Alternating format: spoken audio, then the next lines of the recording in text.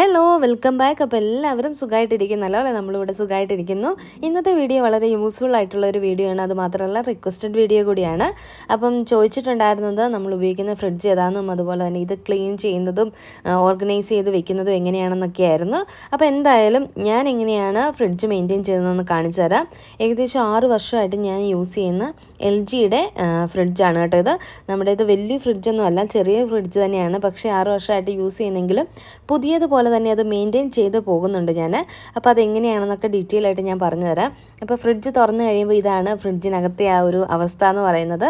അത്യാവശ്യം വേണ്ട സാധനങ്ങളെല്ലാം ഉണ്ട്. പക്ഷെങ്കിൽ അത് നമ്മളൊരു ഓർഡറിൽ അടുക്കി വെച്ച് കഴിഞ്ഞ് കഴിഞ്ഞാൽ ഒരുപാട് സ്പേസ് വീണ്ടും നമുക്ക് തോന്നിക്കുന്നതായിരിക്കും നമ്മുടെ ഫ്രിഡ്ജിനകത്ത്. അപ്പോൾ ഞാൻ വീഡിയോ ഷൂട്ട് ചെയ്യുന്ന കണ്ടു കഴിഞ്ഞപ്പോഴത്തേക്കും പാത്തു വന്ന് നിന്ന് ഞാൻ ഫ്രിഡ്ജിനകത്ത് എന്താ ഉള്ളതെന്ന് പറയാമെന്ന് പറഞ്ഞിട്ട് ആപ്പിൾ എടുത്ത് വെച്ചിട്ട് ഇതാണ് ആപ്പിൾ എന്നൊക്കെ പറയുകയാണ് കേട്ടോ. അത് കഴിഞ്ഞ് പിന്നെ ആൾ പതുക്കെ അങ്ങ് പോയി ഫ്രിഡ്ജ് തുറക്കാനും അടയ്ക്കാനും ഒക്കെ എന്നെ ഹെൽപ്പ് ചെയ്ത് വീഡിയോ എടുക്കുമ്പോൾ. അപ്പോൾ ഇനിയിപ്പോൾ ആദ്യം ഫ്രീസറിൽ നിന്ന് തന്നെ തുടങ്ങാം. ഫ്രീസറിൽ ഞാൻ പൊതുവേ വെക്കുന്നത് തേങ്ങ ചിരകിയത് ഫ്രീസറിൽ സൂക്ഷിക്കാറുണ്ട്. 2 തേങ്ങയൊക്കെ ഒന്നിച്ച് ചിരണ്ടിയിട്ട് അതിൻ്റെ ബാക്കി ഉപയോഗിക്കുന്നതിൻ്റെ ബാക്കി ഫ്രീസറിൽ തന്നെ സൂക്ഷിക്കും. പിന്നെയുള്ളത് ഐസ് ട്രേ ആണ്. ഇത് ഞാൻ ആമസോണിൽ നിന്ന് വാങ്ങിയതാണ് കേട്ടോ. അത് അടപ്പുള്ളത് തന്നെ നോക്കി വാങ്ങിയതാണ്. കാരണം നമ്മൾ നോൺ വെജ് ഒക്കെ മേടിക്കുന്ന ടൈമിൽ ഫ്രീസറിൽ സൂക്ഷിക്കുമ്പം ഈ ഒരു ഐസ് ക്യൂബൊക്കെ പിന്നെ നമുക്ക് തുറന്നിരിക്കുകയാണെങ്കിൽ അത് യൂസ് ചെയ്യാനായിട്ട് നമുക്കൊരു മടുപ്പ് തോന്നും. അതുകൊണ്ട് തന്നെ അടച്ച് വെക്കുന്നത് വാങ്ങിയതാണ്. പിന്നെ അതിനകത്തൊരു നമ്മൾ ട്രോപ്പോലൈറ്റിൻ്റെ ഒരു ക്രീം ഇരിപ്പുണ്ട്, വിപ്പിംഗ് ക്രീം. കേക്ക് ഉണ്ടാക്കാനായിട്ട് വാങ്ങിച്ചതായിരുന്നു, പക്ഷേ ഇതുവരെ കേക്ക് ഉണ്ടാക്കാനായിട്ട് പറ്റിയില്ല. അപ്പോൾ അങ്ങനെ ക്രീമും അതിനകത്ത് ഇരിപ്പുണ്ട്. അതാണ് നമ്മുടെ ഫ്രീസറിലിരിക്കുന്ന സാധനങ്ങളെന്ന് പറയുന്നത്. പിന്നെ ഫ്രീസറിന് തൊട്ടടിയിൽ തന്നെയാണ് ഞാൻ ഡയറി പ്രൊഡക്ട്സ് കൂടുതലും വെക്കാറ്. ഇപ്പോൾ ഇത് പനീർ 2 പാക്കറ്റ് വെച്ചിട്ടുണ്ട്. പിന്നെ പാലൊക്കെ മേടിക്കുമ്പം അതും ഇതിൻ്റെ അടിയിൽ തന്നെയാണ് കേട്ടോ വെക്കാറ്. അപ്പോൾ പെട്ടെന്ന് കേടാവില്ല, നല്ലൊരു കൂളിങ്ങും കിട്ടുമല്ലോ ഫ്രീസറിന് അടിയിൽ തന്നെ ആകുമ്പം. അപ്പോൾ അതുകൊണ്ട് അതൊക്കെ അവിടെ തന്നെയാണ് സൂക്ഷിക്കാറ്. പിന്നെ അതിൻ്റെ തൊട്ട് താഴെ ഫ്രൂട്ട്സ് വെച്ചിട്ടുണ്ട്. അപ്പോൾ ഓറഞ്ചും ആപ്പിളും വെച്ചിട്ടുണ്ട് കേട്ടോ. അപ്പോൾ കുറച്ചധികം ഫ്രൂട്ട്സൊക്കെ മേടിക്കുകയാണെങ്കിൽ കേടായി പോകാതിരിക്കാൻ ഫ്രിഡ്ജിൽ വെക്കും. അതല്ലാന്നുണ്ടെങ്കിൽ വെളിയിൽ തന്നെ വെക്കാറുള്ളൂ. പിന്നെ ഇത് രാവിലെ സവോള എരിഞ്ഞപ്പോൾ കുറച്ച് കൂടുതലായിട്ട് വന്നായിരുന്നു. അപ്പോൾ അത് ടൈറ്റ് ആയിട്ടുള്ള ഒരു കണ്ടെയ്നറിൽ തന്നെ ഇട്ട് അടച്ചു വെച്ചു. അപ്പോൾ വൈകിട്ട് കുക്ക് ചെയ്യുന്ന ടൈമിൽ എടുക്കാം. അപ്പോൾ ടൈറ്റ് ആയിട്ടുള്ള കണ്ടെയ്നറിൽ അടച്ചു വെച്ചില്ല എന്നുണ്ടെങ്കിൽ അതിൻ്റെ സ്മെല്ല് നമ്മുടെ ഫ്രിഡ്ജിനകത്തൊക്കെ വരും കേട്ടോ. അപ്പോൾ അത് ശ്രദ്ധിക്കണം. പിന്നെ ഇത് നമ്മുടെ ബേബി കോൺ ഉണ്ടല്ലോ, അത് ഫ്രൈ ചെയ്യാനായിട്ട് മാരിനേറ്റ് ചെയ്ത് വെച്ചിട്ടുണ്ടായിരുന്നതാണ്. അപ്പോൾ അത് ഇരിപ്പുണ്ട്. അത് കൂടാതെ പിന്നെയുള്ളത് പച്ചമുളകാണ് കേട്ടോ. അപ്പോൾ പച്ചമുളക് ഞാൻ എങ്ങനെയാണ് സൂക്ഷിക്കുന്നതെന്നൊക്കെ ഇതിന് മുന്നേ കുറേ വീഡിയോസിൽ പറഞ്ഞിട്ടുള്ളതാണ്. പച്ചമുളക് നമ്മൾ നല്ലപോലെ ഉപ്പുവെള്ളത്തിലൊക്കെ ഇട്ട് നന്നായിട്ട് കഴുകിയതിന് ശേഷം അതൊന്ന് വെള്ളമൊക്കെ മാറി ഒന്ന് ഡ്രൈ ആകാനായിട്ട് വെക്കണം. അത് ഡ്രൈ ആയി കഴിയുമ്പം ഒരു ടിഷ്യൂ പേപ്പർ ഇട്ട് കൊടുത്തിട്ട് ഒരു ടിന്നിലേക്ക് ഇട്ട് കൊടുക്കുക. അപ്പോൾ അത് ഇട്ട് കൊടുക്കുന്നതിന് മുന്നായിട്ട് അതിൻ്റെ തണ്ടൊക്കെ ഒന്ന് അടർത്തി മാറ്റണം കേട്ടോ. കേടായ പച്ചമുളകൊക്കെ മാറ്റാനായിട്ടും ശ്രദ്ധിക്കണം. ഈ പച്ചമുളകിൻ്റെ മുകളിലും നമ്മൾ ഒരു ടിഷ്യൂ പേപ്പർ ഇട്ട് കൊടുക്കും. വെള്ളത്തിൻ്റെ അംശം എന്തെങ്കിലും ഉണ്ടെങ്കിൽ അതൊന്ന് അബ്സോർബ് ചെയ്ത് പോകാനായിട്ടാണ് കേട്ടോ. അപ്പോൾ അങ്ങനെ അടച്ച് വെക്കുകയാണെന്നുണ്ടെങ്കിൽ നമുക്ക് ഒരുപാട് നാൾ ഈ ഒരു പച്ചമുളക് ഇങ്ങനെ കേടുകൂടാകാതെ സൂക്ഷിക്കാനായിട്ട് പറ്റും. പിന്നെ നമ്മുടെ ഫ്രിഡ്ജിൽ പെട്ടെന്ന് ക്ലീൻ ആക്കി എടുക്കാനൊക്കെ എളുപ്പത്തിന് വേണ്ടിയിട്ട് ഓരോ തട്ടിലും ഇടാൻ ലൈനറൊക്കെ വാങ്ങിക്കാനായിട്ട് കിട്ടും. നിങ്ങൾ ഉപയോഗിക്കുന്നവരാണെങ്കിൽ അറിയാമായിരിക്കും. ഞാൻ ഇതുവരെ എന്തായാലും വാങ്ങി ഉപയോഗിച്ച് നോക്കിയിട്ടില്ല.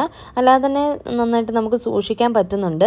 അപ്പം വേണമെന്നുണ്ടെങ്കിൽ നിങ്ങൾക്ക് ലൈനർ വാങ്ങിച്ചിട്ട് അതിൽ ഇട്ട് കൊടുക്കുകയാണെങ്കിൽ എന്തെങ്കിലുമൊക്കെ നമ്മുടെ ഫ്രിഡ്ജിനകത്ത് വീഴുന്ന സാധനങ്ങളൊക്കെ നമുക്ക് ക്ലീൻ ചെയ്തെടുക്കാനായിട്ട് എളുപ്പമായിരിക്കും. ഇനിയിപ്പോൾ അതിൻ്റെ തൊട്ട് താഴത്തെ തട്ടിൽ ബ്രോക്കലിയാണ് കേട്ടോ ഇത്. അത് ഞാൻ നന്നായിട്ട് ക്ലീൻ ചെയ്ത് വാഷ് ചെയ്ത് ഒരു ടിന്നിലിട്ട് അടച്ചു വെച്ചേക്കാണ്. പിന്നെയുള്ളത് മിൽക്കി മിസ്റ്റിൻ്റെ തൈരാണ് കേട്ടോ. അപ്പം തൈരും ഉണ്ട്. അതുകൂടാതെ മല്ലിയിലയും കറിവേപ്പിലയും വെച്ചിട്ടുണ്ട്. അപ്പോൾ മല്ലിയിലയും കറിവേപ്പിലയും ആണെങ്കിലും ഞാൻ നന്നായിട്ട് വാഷ് ചെയ്ത് ഡ്രൈ ആക്കിയതിന് ശേഷം ടിഷ്യൂ പേപ്പർ ഇട്ടിട്ട് അതിൻ്റെ മുകളിൽ ഈ ഒരു കറിവേപ്പിലയും മല്ലിയിലയും ഇട്ട് കൊടുക്കണം. അപ്പോൾ കുറച്ച് നാൾ നമുക്കിത് കേടാകാതെ വെക്കാനായിട്ട് പറ്റും. അങ്ങനെ അത് രണ്ടും ഉണ്ട്. പിന്നെ ഉള്ളതെന്ന് പറഞ്ഞു കഴിഞ്ഞാൽ ബട്ടറും ചീസും ആണ്. അപ്പോൾ ബട്ടറും ചീസും ആണ് ഈ ഒരു ടിന്നിനകത്ത് ഇട്ട് വെച്ചേക്കുന്നത്. അപ്പോൾ നമ്മൾ ഈ ഫ്രിഡ്ജൊക്കെ ഓർഗനൈസ് ചെയ്യുന്ന ടൈമിൽ അതിന് വേണ്ടിയിട്ടുള്ള ഓർഗനൈസറായിട്ടുള്ള സാധനങ്ങളൊന്നും മേടിക്കണം എന്നില്ല. നമ്മൾ വീട്ടിൽ മേടിക്കുന്ന സാധനങ്ങളുടെ ടിന്നുകളൊക്കെ ഉണ്ടല്ലോ, നല്ല നല്ല ടിന്നുകളൊക്കെ എടുത്ത് വെക്കുകയാണെന്നുണ്ടെങ്കിൽ അതൊക്കെ കഴുകി വൃത്തിയാക്കി ഡ്രൈ ആക്കി വെച്ച് കഴിഞ്ഞാൽ നമുക്ക് ഫ്രിഡ്ജിൽ ഓരോ സാധനങ്ങൾ അതിനകത്ത് തന്നെ ഇട്ട് വെക്കാം. അതിനായിട്ട് പിന്നെ നമ്മൾ കാശ് മുടക്കി സാധനങ്ങളൊന്നും മേടിക്കേണ്ട ആവശ്യമില്ല. ഞാൻ എപ്പോഴും അങ്ങനെയാണ് കേട്ടോ. ടിന്നുകൾ കിട്ടുന്നതൊക്കെ നല്ല ക്വാളിറ്റി ടിന്നുകളാണെങ്കിൽ കളയാതെ സൂക്ഷിച്ച് വയ്ക്കും. അപ്പോൾ അതിന് തൊട്ട് താഴെ ഞാനൊരു വാട്ടർമെലൺ കട്ട് ചെയ്തതിൻ്റെ ബാക്കി ഒരു ക്ലിംഗ് റാപ്പ് പൊതിഞ്ഞിട്ട് അത് ഫ്രിഡ്ജിലേക്ക് വെച്ചിട്ടുണ്ടായിരുന്നു. അപ്പം അതുകൂടാതെ ഞാൻ ഓറഞ്ചും ആപ്പിളും മുകളിലിരുന്ന് അതും കൂടെ എടുത്ത് താഴേക്ക് വെച്ചു. സത്യം പറഞ്ഞാൽ നമുക്ക് അത്യാവശ്യം സ്പേസ് ഇനിയും ഫ്രിഡ്ജിലുണ്ട്, കുറച്ച് സാധനങ്ങളും കൂടെ വെക്കാനായിട്ട് പറ്റും. പിന്നെ ഞാൻ മാക്സിമം ചെയ്യുന്നൊരു കാര്യം, ഞങ്ങൾ തന്നെ ഉള്ളപ്പം ഫുഡൊന്നും മിച്ചം വരാതിരിക്കാൻ ശ്രദ്ധിക്കാറുണ്ട്. കാരണം കറക്റ്റ് അളവ് നമുക്കറിയാമല്ലോ ഉണ്ടാക്കാനായിട്ട്. അപ്പോൾ അതനുസരിച്ചിട്ട് ഉണ്ടാക്കാറുള്ളൂ. അതേസമയം ഗസ്റ്റൊക്കെ വരുമ്പോഴത്തേക്കും എന്തായാലും കുറച്ചൊക്കെ മിച്ചം വരും. അപ്പോൾ ഫ്രിഡ്ജ് സൂക്ഷിക്കേണ്ടതായിട്ട് വരാറുണ്ട് കേട്ടോ. പിന്നെ ഏറ്റവും താഴെയാണ് നമ്മൾ വെജിറ്റബിൾസ് ഒക്കെ ഇട്ട് വെച്ചിരിക്കുന്നത്. അപ്പം നമ്മൾ ഉപയോഗിച്ചതിൻ്റെ ബാക്കി വെജിറ്റബിൾസൊക്കെ ഞാൻ ഇങ്ങനെ ഒരു ക്ലിംഗ് റാപ്പിൽ റാപ്പ് ചെയ്ത് വെക്കുന്നുണ്ട്. അതുപോലെ തന്നെ കണ്ടില്ലേ, ക്യാരറ്റൊക്കെ ആണെങ്കിലും അങ്ങനെ വെച്ചിട്ടുണ്ട്. അപ്പം പെട്ടെന്ന് നമുക്കിതൊന്നും കേടാവില്ല. പിന്നെ തക്കാളിയും ബീട്രൂട്ടും ഒക്കെ അതേപടി തന്നെ ഞാൻ അതിലേക്ക് ഇട്ട് കൊടുത്തിട്ടുണ്ട് കേട്ടോ. അപ്പോൾ അത്യാവശ്യം വേണ്ട വെജിറ്റബിൾസ് ഓരോ ആഴ്ചയും നമ്മളിങ്ങനെ മേടിക്കാറാണ് പതിവ്. വെജിറ്റബിൾസ് തീരുമ്പോൾ അതനുസരിച്ചിട്ട് മേടിക്കും. അപ്പം നമ്മൾ ഈ പംകിൻ മേടിക്കുമ്പോൾ ഉണ്ടല്ലോ, മത്തങ്ങ മേടിക്കുമ്പം അതിൻ്റെ ഉള്ളിലെ ആ ഒരു സീഡൊക്കെയുള്ള ആ ഒരു പോർഷൻ ഉണ്ടല്ലോ, അതോടുകൂടി വെച്ച് കഴിഞ്ഞാൽ പെട്ടെന്ന് മത്തങ്ങ കേടായി പോകും. അതേസമയം അതൊന്ന് ക്ലീനാക്കി, ഇത് കണ്ടില്ലേ ഈ ഒരു രീതിയിൽ നമ്മൾ ഒന്ന് ക്ലീൻ ആക്കിയതിന് ശേഷം മത്തങ്ങ ഇങ്ങനെ ക്ലിംഗ് റാപ്പിൽ പൊതിഞ്ഞ് വെച്ച് കഴിഞ്ഞാൽ പെട്ടെന്ന് കേടാവില്ല. ഇനിയിപ്പോൾ ക്ലിംഗ് റാപ്പ് ഉപയോഗിക്കുന്നില്ലാത്തവരാണെന്നുണ്ടെങ്കിൽ നിങ്ങൾക്ക് മത്തങ്ങ നന്നായിട്ട് കട്ട് ചെയ്ത് വാഷ് ചെയ്ത് വെള്ളമൊക്കെ നന്നായിട്ട് ഒപ്പി മാറ്റിയതിന് ശേഷം ഒരു ടിന്നിലിട്ട് അടച്ച് വെച്ച് കഴിഞ്ഞാൽ മത്തങ്ങ കേടാകാതെ നമുക്ക് സൂക്ഷിക്കാനായിട്ട് പറ്റും. അപ്പോൾ ഇതൊക്കെ അങ്ങനെയൊക്കെയാണ് ഞാൻ വെജിറ്റബിൾസ് ഒക്കെ സൂക്ഷിക്കാറ് കേട്ടോ.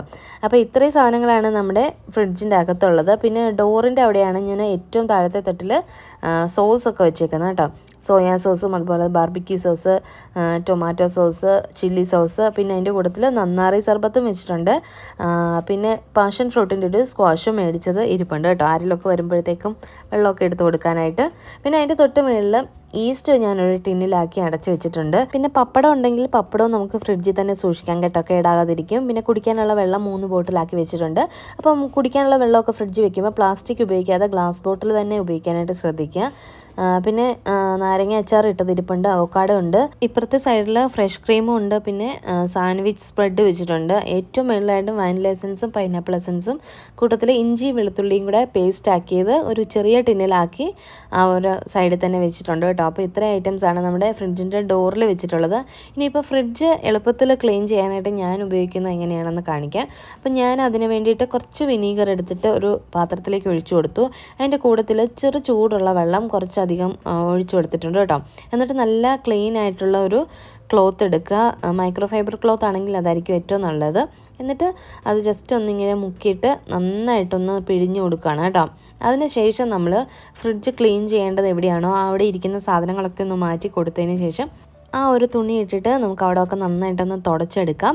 അപ്പം വിനീഗർ ഉപയോഗിക്കുമ്പോഴത്തേക്കും പെട്ടെന്ന് ഇത് ക്ലീനായും കിട്ടും. പിന്നെ വിനീഗറിൻ്റെ ചെറിയൊരു സ്മെല്ലും ഉണ്ടാവും. ആ സ്മെല്ല് പക്ഷേ എളുപ്പത്തിൽ അങ്ങ് പോകും കേട്ടോ.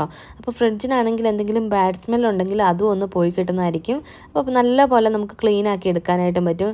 കൂടുതലും ഫ്രിഡ്ജിൽ നമ്മൾ ഈ സോപ്പൊക്കെ വെച്ചിട്ട് ക്ലീൻ ചെയ്യാതിരിക്കുന്നതാണ് ഏറ്റവും നല്ലത്. വിനീഗറാണ് ഏറ്റവും നല്ലൊരു ക്ലീനിങ് സൊല്യൂഷൻ ഫ്രിഡ്ജ് ക്ലീൻ ചെയ്യാനായിട്ട്. അങ്ങനെ അത് വെച്ച് ക്ലീൻ ചെയ്യുമ്പോൾ ഫ്രിഡ്ജ് നല്ല പുതിയതുപോലെ തന്നെ ഇരിക്കും കേട്ടോ. ഇനിയിപ്പോൾ ഫ്രിഡ്ജിൽ എന്തെങ്കിലും ബാഡ് സ്മെൽ ഉണ്ടെങ്കിൽ അത് പോകാനായിട്ട് നമുക്ക് ഒരു നാരങ്ങ കട്ട് ചെയ്തിട്ട് ഇങ്ങനെ വെക്കാവുന്നതാണ്. അതല്ലാന്നുണ്ടെങ്കിൽ നിങ്ങൾക്ക് സോഡാപ്പൊടി കുറച്ച് ഒരു പാത്രത്തിലിട്ടിട്ട് അത് ഫ്രിഡ്ജിൽ സൂക്ഷിക്കാം. അതല്ലാന്നുണ്ടെങ്കിൽ 3-4 ഗ്രാമ്പൂ, നമുക്ക് ഗ്രാമ്പൂ കുരുമുളകൊക്കെ ഫ്രിഡ്ജിൻ്റെ ഈ ഒരു ഡോറിൻ്റെ സൈഡിൽ ഏതെങ്കിലും ഒരു കുഞ്ഞു പാത്രത്തിലിട്ട് വെച്ച് കഴിഞ്ഞാൽ ബാഡ് സ്മെല്ലൊക്കെ ഇതൊക്കെ ഒന്ന് അബ്സോർബ് ചെയ്ത് ഫ്രിഡ്ജ് എപ്പോഴും നല്ല ഫ്രഷ് ആയിട്ട് തന്നെ ഇരിക്കുന്ന പോലെ നമുക്ക് തോന്നും. പിന്നെ നമ്മളെല്ലാവരും എപ്പോഴും ഹെൽത്തി ആയിട്ട് ഇരിക്കാനായിട്ട് ആഗ്രഹിക്കുന്നവരാണ്. അതിന് വേണ്ടിയിട്ട് നമ്മൾ ഫ്രിഡ്ജും വീട് പോലെ തന്നെ വൃത്തിയായിട്ട് സൂക്ഷിക്കുക. പിന്നെ ഒരുപാട് നാൾ ഫ്രിഡ്ജിലൊക്കെ വെച്ച ഫുഡൊന്നും കഴിക്കാണ്ടിരിക്കുക. നോൺ വെജ് ആണെങ്കിലും ഒരുപാട് നാൾ ഫ്രിഡ്ജിൽ സൂക്ഷിക്കാതിരിക്കാനൊക്കെ ശ്രദ്ധിക്കുക. ഇതൊക്കെ ആകുമ്പോഴത്തേക്കും തന്നെ നമ്മൾ ഹെൽത്തി ആയിട്ടിരിക്കുകയും നമ്മുടെ ഫ്രിഡ്ജും വീടും എല്ലാം നീറ്റായിട്ടിരിക്കുകയും ചെയ്യും. അപ്പോൾ ഇടയ്ക്കിടയ്ക്ക് ഇങ്ങനെയൊന്ന് ക്ലീൻ ചെയ്ത് കൊടുക്കാനായിട്ടും ബാക്കി വന്ന സാധനങ്ങളും അതേപോലെ ഡേറ്റ് കഴിഞ്ഞ സാധനങ്ങളൊക്കെ ഒന്ന് എടുത്തു മാറ്റാനായിട്ട് നിങ്ങൾ മറക്കരുത്. അപ്പോൾ ഇതൊക്കെയായിരുന്നു നമ്മുടെ ഇന്നത്തെ വീഡിയോ നിങ്ങൾക്ക് എല്ലാവർക്കും യൂസ്ഫുൾ ആയെന്ന് വിചാരിക്കുന്നു. ഇഷ്ടപ്പെട്ടിട്ടുണ്ടെങ്കിൽ ലൈക്ക് ചെയ്യാനും ഷെയർ ചെയ്യാനും കമൻറ്റ് ചെയ്യാനും സബ്സ്ക്രൈബ് ചെയ്ത് കാണുന്നവർ സബ്സ്ക്രൈബ് ചെയ്ത് സപ്പോർട്ട് ചെയ്യാനും മറക്കരുത്.